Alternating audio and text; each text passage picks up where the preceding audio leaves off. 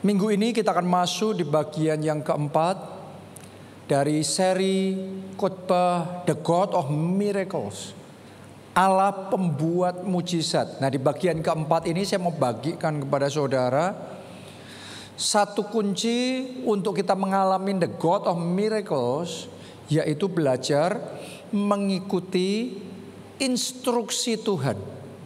Nah, ini sesuatu yang penting sekali karena semakin zaman modern seperti sekarang ini, semakin sedikit orang Kristen yang ngerti bagaimana dalam hidupnya benar-benar berjalan mengikuti instruksi Tuhan. Ya, dan karena itu kita gak ngalami The God of Miracle, kita gak ngalami keajaiban demi keajaiban dalam kehidupan kita. Itu sebabnya hari ini buka hati saudara lebar-lebar, fokus sama firman Tuhan, tangkap remanya. Sehingga mulai hari ini setiap langkahmu sungguh-sungguh langkah mengikuti instruksi Tuhan. Dan lihatlah, Allah pembuat keajaiban itu akan menyatakan dirinya menjadi dahsyat di dalam kehidupan saudara.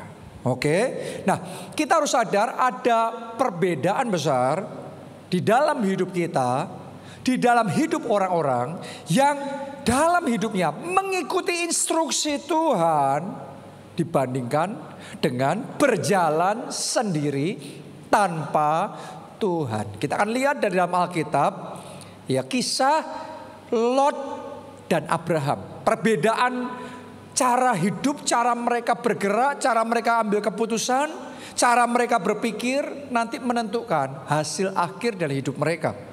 Kita lihat Lot terlebih dahulu. Mari kita baca Kejadian 13 ayat 10 sampai 11. Lalu Lot melayangkan pandangnya dan dilihatnya bahwa seluruh lembah Yordan banyak airnya seperti taman Tuhan, seperti tanah Mesir sampai ke Zoar. Hal itu terjadi sebelum Tuhan memusnahkan Sodom dan Gomora. Sebab itu, perhatikan, Lot memilih baginya seluruh lembah Yordan itu. Lalu ia berangkat ke sebelah timur dan mereka berpisah. Kalau Anda perhatikan di ayat-ayat yang baru saja kita baca ini, Anda akan menemukan caranya Lot ngambil keputusan adalah dia lihat, wah tempat ini subur, wah tempat ini bagus. Terus dia mikir sendiri, dia ambil keputusan sendiri, dia pilih baginya sendiri yang ini. Kalau Anda lihat di dalam ayat yang kita baca tadi, dia nggak ngambil waktu berdoa, dia nggak minta petunjuk dari Tuhan, pokok semuanya Lot sendiri. Dia lihat sendiri, survei sendiri, mikir sendiri, ngambil keputusan sendiri, melangkah sendiri. Apa hasilnya? Hasilnya awalnya kayaknya keputusan Lot benar. Awalnya dia tambah maju. Awalnya dia tambah makmur. Ya, awalnya luar biasa sekali. Sampai tiba pada hari penghakiman di mana Tuhan menghakimi Sodom dan Gomora. Dan di momen itulah Lot tiba-tiba saja kehilangan segalanya. Dan tiba-tiba saja kehilangan istrinya, keluarganya sendiri. Coba Anda renungkan. Hasilnya menyedihkan. Hasil akhirnya sangat menyedihkan. Itu Lot. Itu hasil kalau kita berjalan sendiri tanpa petunjuk Tuhan, tanpa mengikuti instruksi Tuhan. Sekarang mari kita bandingkan dengan gaya caranya bergerak Abraham. Kita baca Kejadian 13 ayat 12. Terus kemudian ayat 14 sampai 18. Abram menetap di tanah Kanaan, tetapi Lot menetap di kota-kota lembah Yordan dan berkemah di dekat Sodom. Ayat 14. Setelah Lot berpisah daripada Abram, berfirmanlah Tuhan kepada Abram, pandanglah sekelilingmu dan lihatlah dari tempat engkau berdiri itu ke timur dan barat, utara dan selatan. Kita lompat ya, ayat 17. Bersiaplah, jalanilah negeri itu menurut panjang dan lebarnya, sebab kepadamulah akan kuberikan negeri itu. Ayat 18. Sesudah itu Abram memindahkan kemahnya dan menetap di dekat pohon-pohon tarbantin di Mamre dekat Hebron. Lalu didirikannya lah mezbah di situ bagi Tuhan. Anda boleh perhatikan di ayat yang baru saja kita baca ini, Anda akan menemukan ini cara Abraham. Selalu dimulai dari berfirmanlah Tuhan. Sesudah itu Abraham jalan seturut dengan firman Tuhan. Selalu berfirmanlah Tuhan kepada Abraham. Terus berikutnya baru Abraham jalan. Kalau Tuhan gak berfirman, Abraham gak jalan. Jadi dimanapun dia, apapun langkah yang dia ambil, dia libatkan Tuhan. Dia minta petunjuk Tuhan. Dia minta tuntunan Tuhan. Dia minta rema. Dia minta firman. Tuhan yang ngomong, dia jalanin. Tuhan gak ngomong, dia gak mau. Jadi beda banget sama Lot. Lot mikir sendiri, jalan sendiri, milih sendiri, ngambil keputusan sendiri, jalan sendiri. Tapi Abraham selalu tanya Tuhan, selalu dapat petunjuk Tuhan. Dia selalu minta rema dari Tuhan. Ya, coba Anda lihat lagi Kejadian 12 ayat 1 sampai ayat yang keempat. Kita lihat patternnya ya, polanya. Orang itu punya pola dalam kehidupannya. Nanti kita evaluasi dalam hidup kita masing-masing. Kita lebih seperti Lot atau kita lebih seperti Abraham. Saya berdoa melalui firman Tuhan hari ini, kita semua jalannya diluruskan oleh Tuhan. Sehingga mulai hari ini kita tidak lagi hidup sendiri, jalan sendiri tanpa Tuhan. Mulai hari ini seperti Abraham, kita selalu berjalan mengikuti instruksi Tuhan. Oke, mari kita baca. Perhatikan baik-baik. Ayat 1 ditulis begini. Lalu berfirmanlah Tuhan kepada Abraham, pergilah. Ya, nanti kalimat berikutnya Anda bisa baca sendiri. Banyak hal yang Tuhan firmankan kepada Abraham. Sekarang kita lompat pembacaannya ayat yang keempat. Lalu pergilah Abraham. Sampai di situ aja pembacaan kita. Jadi ternyata pola ini selalu diulang-ulang terus menerus. Jadi pola hidupnya Abraham. Tuhan berfirman terlebih dahulu, lalu Abraham pergi. Tuhan ngomong, lalu Abraham jalani, lalu Abraham kerjakan. Itu polanya Abraham. Hidup mengikuti instruksi Tuhan. Mari kita lihat hasilnya seperti apa. Kejadian 24 ayat yang pertama. Adapun Abraham telah tua, sampai tua ya, dia seperti itu. Dan lanjut umurnya, berarti diberikan kesehatan, diberikan panjang umur, diberikan kebahagiaan dan sukacita. Doa saya itu pun juga Tuhan berikan di dalam hidup saudara, di dalam hidup kita semua. Amin.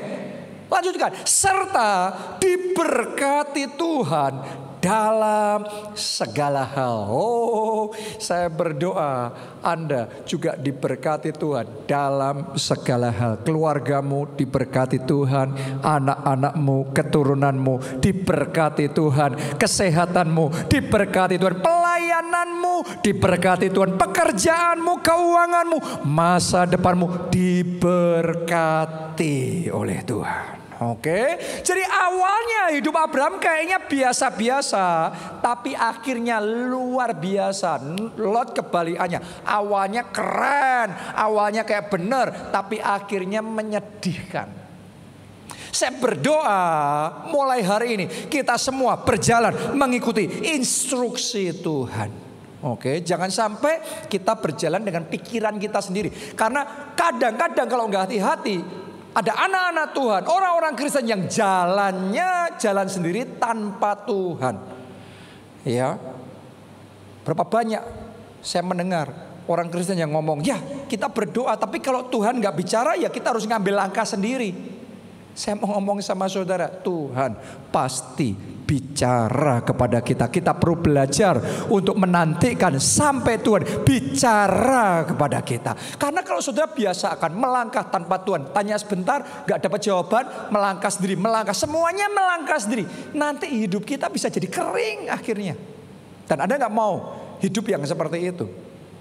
Berapa kali saya mendengar ada hamba Tuhan yang berkata, tanpa urapan bisa kok. Lihat itu orang-orang dunia, tanpa urapan bisa kok. Hukumnya lain saudaraku. Antara kita orang Kristen sama orang dunia lain hukumnya. Caranya Tuhan bekerja berbeda. Oke, jadi jangan sampai hidupmu tanpa urapan. Saya berdoa semua jemaat keluarga Allah, semua pelayan Tuhan, semua leaders keluarga Allah bukan tanpa urapan, tapi penuh dengan urapan, melimpah dengan urapan. Jangan biasakan hidup saudara tanpa Tuhan. Oke, berapa banyak orang yang berkata, ngapain melayani, ngapain menabur, ngapain taat. Gak perlulah sampai kayak gitu, biasa aja deh kita. Saya mau ngomong sama saudara, kalau kita membiasakan sama Tuhan, gak sampai kayak biasa deh. Nanti akhirnya hidup kita jadi kering. Saya berdoa hidupmu tidak akan pernah kering. Saya berdoa apa yang Tuhan kerjakan untuk Abraham, Tuhan kerjakan dalam hidup saudara. Di dalam segala hal engkau diberkati oleh Tuhan. Sementara Anda mengikuti instruksi Tuhan, Anda melihat anugerah dan favor dari Tuhan melimpah di dalam kehidupan saudara. Amin. Coba saudara lihat kehidupan Pak Obadja. Dia orang yang belajar mengikuti instruksi Tuhan.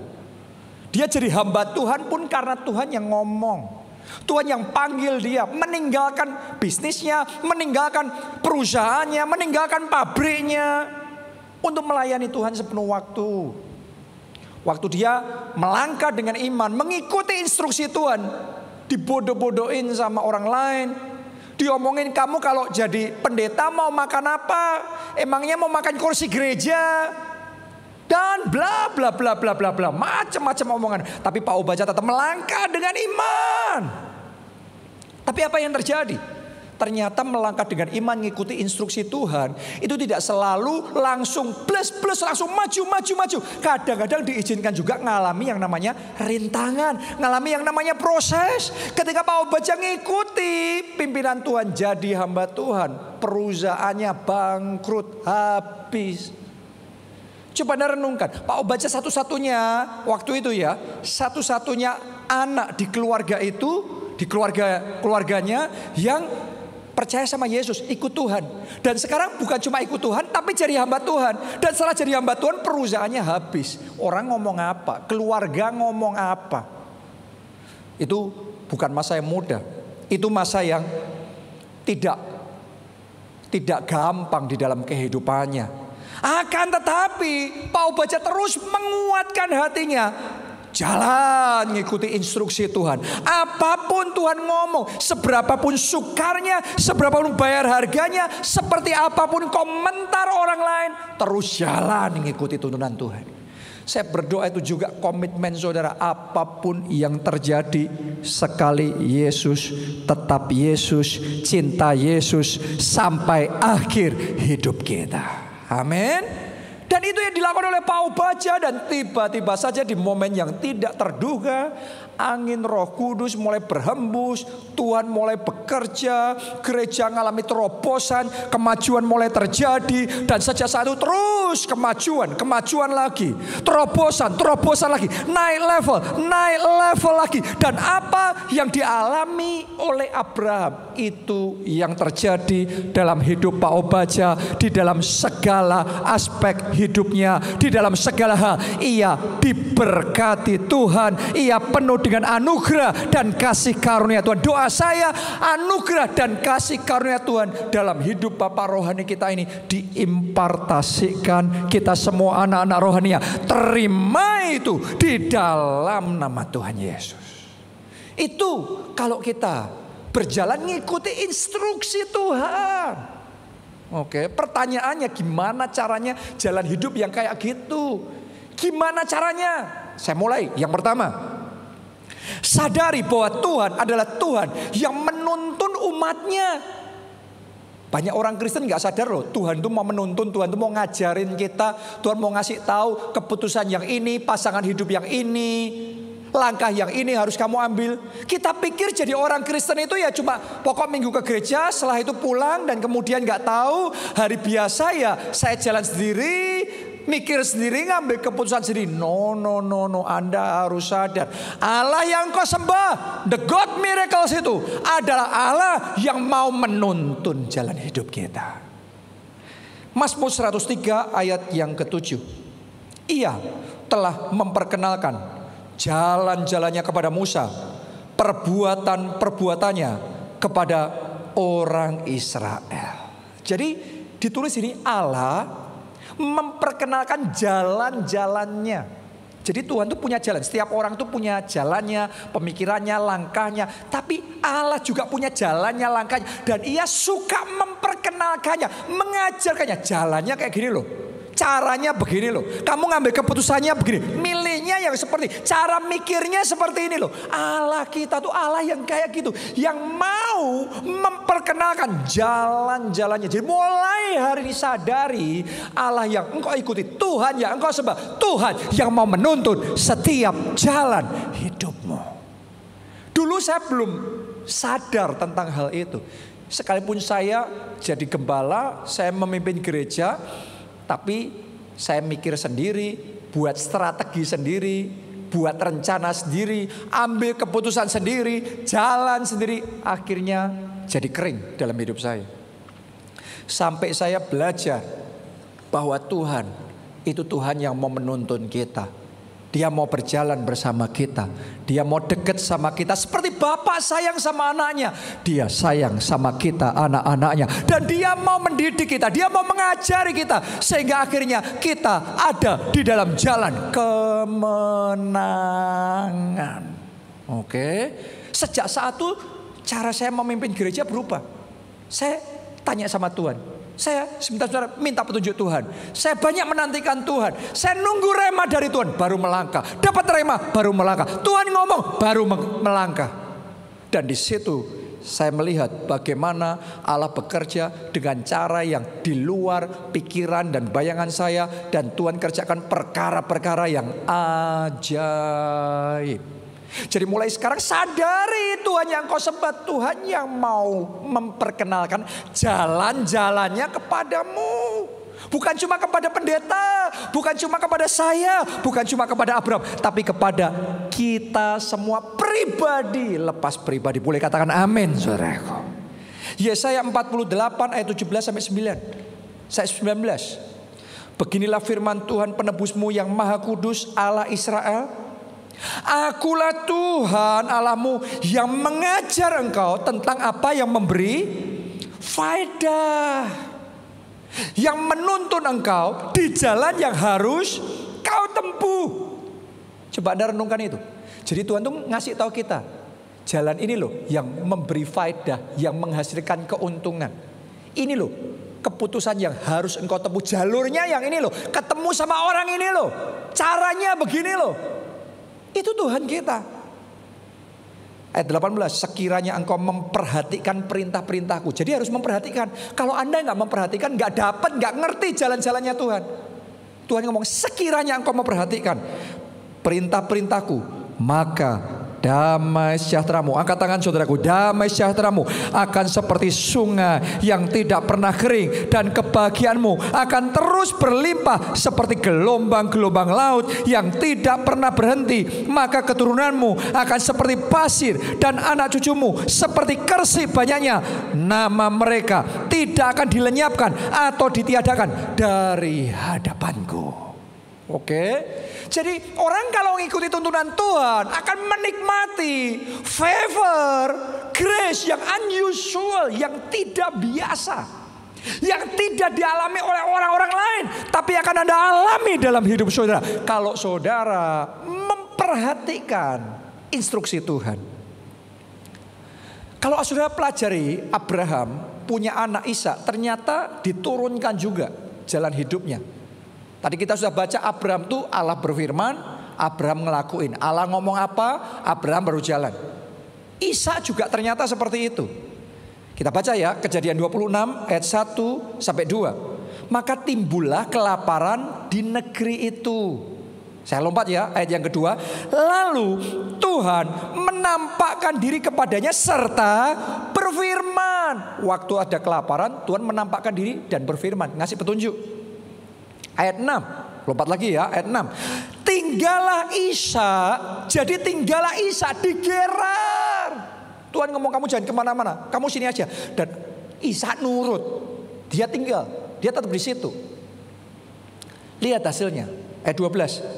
Maka menaburlah Ishak, disuruh Tuhan nih, menaburlah Ishak di tanah itu.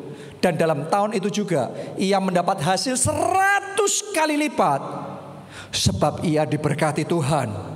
Dan orang itu menjadi kaya, bahkan kian lama, kian kaya, sehingga ia menjadi sangat kaya. Ia mempunyai kumpulan kambing domba dan lembu sapi, serta banyak anak buah, sehingga orang Filistin itu cemburu kepadanya. Wow. Di tengah masa kelaparan, Ishak menuainya 100 kali lipat. Orang lain gagal panen, Ishak bukan cuma dapat panen, panennya 100 kali lipat. Saya mau katakan sama saudara, dunia boleh dalam kegelapan, resesi boleh begitu rupa, tetapi kalau saudara tahu bagaimana mengikuti instruksi Tuhan, saya mau katakan tuaian 100 kali lipat, berkat 100 kali lipat terjadi. Di masa kelaparan engkau mengalami kelimpahan. Terima itu terjadi dalam hidup saudara. Karena itu jangan ignoran sama instruksi Tuhan. Terhadap petunjuk Tuhan itu kita jangan sampai punya gaya hidup ya kalau dapat ya dapatlah, kalau enggak ya enggak apa-apa, mau gimana lagi. No, kita harus punya sikap hati. Saya harus dapat rema Tuhan, saya harus dapat petunjuk Tuhan. Arahkan hatimu, sadari Dia Allah yang mengajari kita, menuntun dan memperkenalkan jalan-jalannya kepada kita. Yang kedua, untuk kita mengikuti tuntunan Tuhan. Yang kedua, inginkan yang Tuhan inginkan. Namanya juga mau ngikuti instruksi Tuhan. Kalau Tuhan maunya ke sana, Anda ikuti ke sana. Kalau Anda punya keinginan beda sama Tuhan, gimana mau ngikuti tuntunan Tuhan? Susah banget. Anda boleh lihat dalam kehidupan Esau dibandingkan sama Yakub, beda sekali. Ya, Esau ini dia nggak ngerti keinginannya Tuhan. Dia lahir dengan hak kesulungan. Tuhan itu mau ngasih hak kesulungan. Dalam Alkitab, hak kesulungan adalah sebuah berkat yang sangat spesial dari Tuhan. Yang jadi masalah, walaupun Tuhan menginginkan itu untuk Esau, tapi Esau memandang rendah, memandang ringan hak kesulungan yang Tuhan berikan kepadanya. Dia nganggap apa gunanya sih hak kesulungan? Tuhan maunya ngasih hak kesulungan, Esau nggak mau. Bahkan ketika ditawari tukar-tukaran sama semangkok sup kacang merah, dia nggak hargai itu. Dia lepas, hak kesulungannya begitu mudah. Jadi Esau ini saudaraku, dia beda. Keinginannya sama Tuhan beda. Tuhan maunya kekudusan, Esau maunya lain. Tuhan maunya hak kesulungan, Esau maunya lain. Pokok Tuhan mau apa, Esau pokok nggak sehati deh sama Tuhan. Kalau Anda nggak sehati sama Tuhan, susah banget saudara ngikuti petunjuk Tuhan. Beda sama Yakub. Yakub walaupun dia nggak punya hak kesulungan itu, tapi dia tahu di dalam Alkitab anak sulung itu miliknya Tuhan. Dia kepingin jadi miliknya Tuhan. Dia mau yang Tuhan mau. Dia inginkan yang Tuhan inginkan. Dia nikmati yang jadi kenikmatan buat Tuhan. Dan dia bahkan rela tukarkan semuanya. Dia punya semangkok sup kacang merah, harusnya dia mau nikmati, tapi dia rela tukarkan. Bahkan saatnya dia harus menyerahkan segalanya pun dia mau lakukan kalau dia dapat yang Tuhan inginkan. Itu Yakub. Itu yang membedakan Yakub dibandingkan dengan Esau. Karena Yakub keinginannya, kenikmatannya sama dengan Tuhan. Gampang buat Yakub masuk dalam frekuensinya Tuhan. Gampang buat Yakub ngerti isi hatinya Tuhan. Gampang buat Yakub dapat dengar suaranya Tuhan, ngikuti instruksinya Tuhan. Itu yang membuat Yakub dan keturunannya jadi umat pilihan Allah, bangsa yang diberkati dan diurapi oleh Tuhan. Beda sama Esau, keturunannya itu namanya Edom, sampai akhirnya dilenyapkan. Kenapa? Karena perbedaan itu. Esau maunya lain, tapi Yakub ingin yang diinginkan Tuhan. Saya mau tanya sama saudara, apa yang engkau inginkan? Apa yang engkau nikmati dalam hidupmu? Mulai hari belajar sehati, arahkan keinginan dan kenikmatan saudara sesuai dengan keinginan dan kenikmatan Tuhan. Apakah saudara menginginkan firman Tuhan? Atau firman Tuhan secondary? Firman Tuhan cuma ya tambahan lah, tambahan. Saya berdoa firman Tuhan jadi yang utama di dalam hidup saudara. Jadi kesukaan dalam hidup saudara. Amin. Apakah saudara punya kenikmatan untuk duduk dekat kaki Tuhan? Seperti Maria. Maria itu suka duduk dekat kaki Tuhan, menantikan Tuhan. Makanya Yesus ngomong, ini Maria sudah memilih yang terbaik, yang tidak akan diambil daripadanya. Sehati sama Tuhan, dapatnya yang terbaik. Doa saya Anda tidak mendapat berkat yang hanya baik, tapi yang terbaik Tuhan berikan, Anda terima itu di dalam nama Yesus. Amin. Apakah saudara punya keinginan untuk melayani Tuhan, melakukan kehendak Tuhan? Anda lihat Yesus, dia ngomongnya, makananku ialah melakukan kehendak Dia yang mengutus aku. Wow, ini powerful sekali. Jadi Yesus itu untuk melayani, untuk bekerja buat kerajaan Allah, itu dia ngomong makananku, itu kenikmatanku, itu sesuatu yang lezat, itu sesuatu yang mau aku kerjakan dalam hidupku. Banyak orang Kristen nganggap melayani itu beban, melayani itu berat, gak mau. Anda nggak sehati sama Tuhan, gimana caranya Anda dapat instruksi Tuhan? Alkitab ngomong carilah terlebih dahulu kerajaan Allah dan kebenarannya, maka semuanya ditambahkan.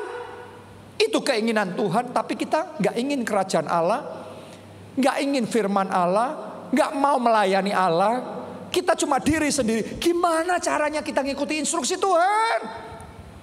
Hari ini saya tantang saudara, utamakan keinginan Tuhan.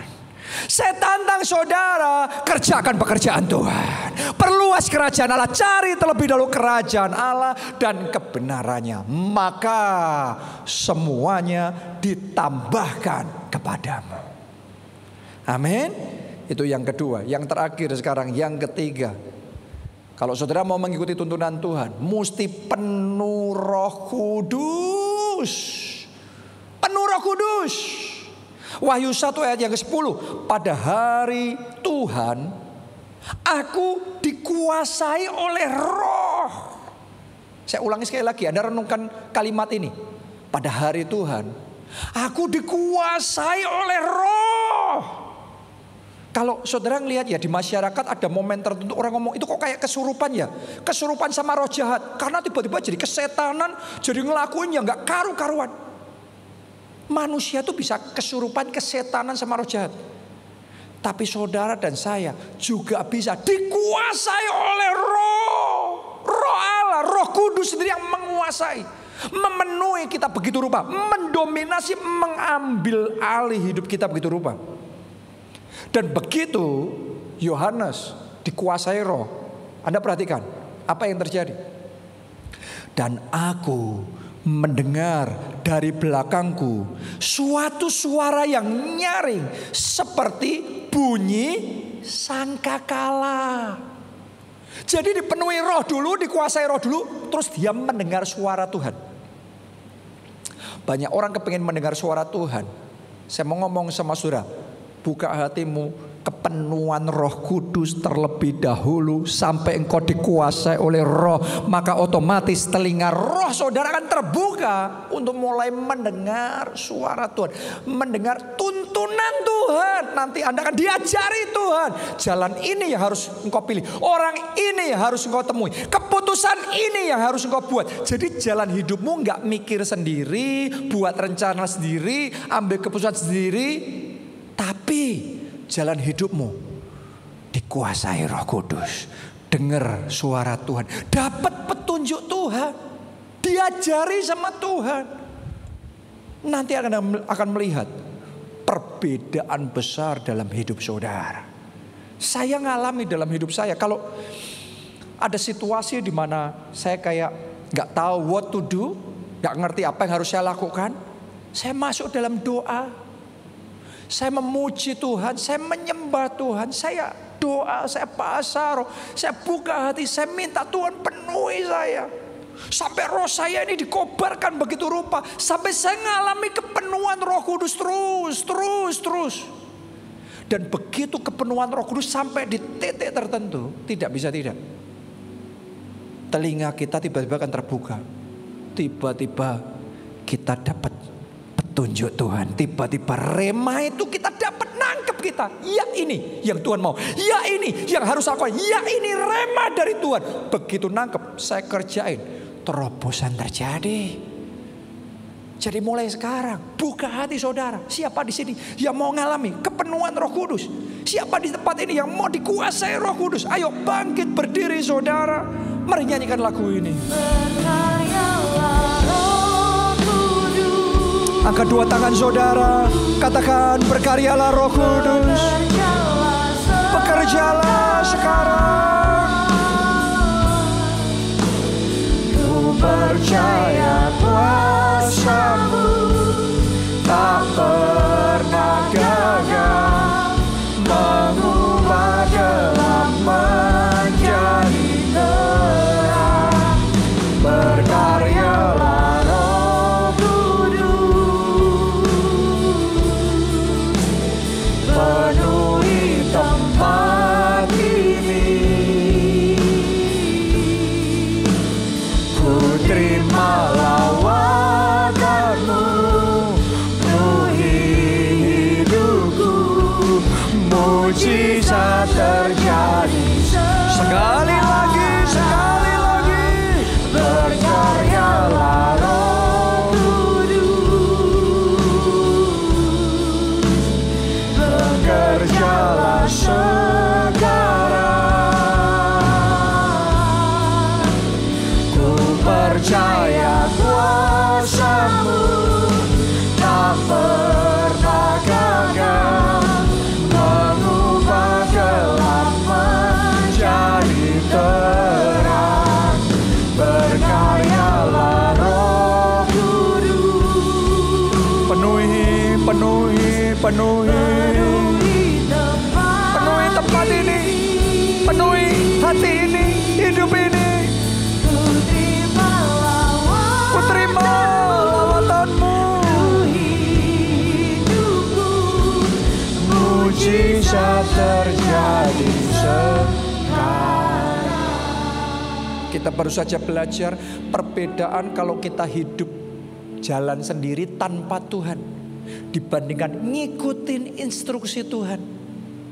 Tanpa Tuhan kita akan jadi kering akhirnya seperti Lot. Tapi ketika kita jalan ngikutin instruksi Tuhan, maka seperti Abraham, Alkitab mencatat dalam segala hal ia diberkati Tuhan. Doa saya dalam segala hal dalam hidupmu, anugerahnya melimpah, kasih karunia-Nya melimpah dalam hidup saudara. Karena itu jangan tanpa Tuhan, harus bersama Tuhan. Itu sebabnya buat saudara yang belum pernah undang Yesus sebagai Tuhan dan Juru Selamat dalam hidupmu, ayo buka hati, kita undang Dia masuk dalam hidup kita. Sehingga kita gak lagi sendiri, tapi kita bersama Tuhan. Anda yang mau buka hati saudara, angkat tangan saudara dan ikuti doa ini. Katakan, Tuhan Yesus, masuklah dalam hidupku, jadi Tuhan dan Juru Selamatku. Ampuni dosa-dosaku, selamatkan aku. Mulai sekarang aku tidak lagi sendiri, tapi aku hidup bersama Tuhan. Aku hidup bagi Tuhan, melayani Tuhan seumur hidupku. Terima kasih Tuhan. Yang kedua saudaraku, untuk kita bisa mengikuti instruksi Tuhan, penting sekali kita buka hati kita sampai kita dipenuhi, dikuasai oleh Roh Kudus. Sementara kita dikuasai Roh Kudus, maka telinga roh kita akan terbuka dan kita akan mendengar suara itu. Kita akan mulai mendapat petunjuk itu dalam hidup kita.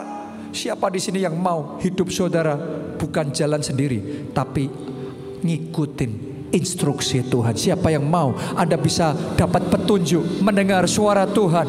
Kuncinya buka hati, terima kepenuhan Roh Kudus. Anda yang mau, mari angkat dua tangan saudara, katakan, ya Roh Kudus, penuhi aku, kuasai aku sekarang. Mari berdoa saudara, berdoa, penuhi ya Tuhan, lawan, penuhi dengan Roh-Mu yang kudus, penuhi, penuhi, penuhi, penuhi, penuhi, penuhi, penuhi, penuhi, penuhi, penuhi kami ya Tuhan. Penuhi, penuhi, penuhi, lebih, lebih, lebih lagi. Kami mau urapan Roh Kudus lebih lagi. Kami mau kepenuhan Roh Kudus lebih dan lebih dan lebih. Oh, rala pasyara, penuhi kami ya Tuhan, lebih lagi, lebih lagi. Mari bersama-sama katakan, berkaryalah Roh Kudus, bekerjalah sekarang.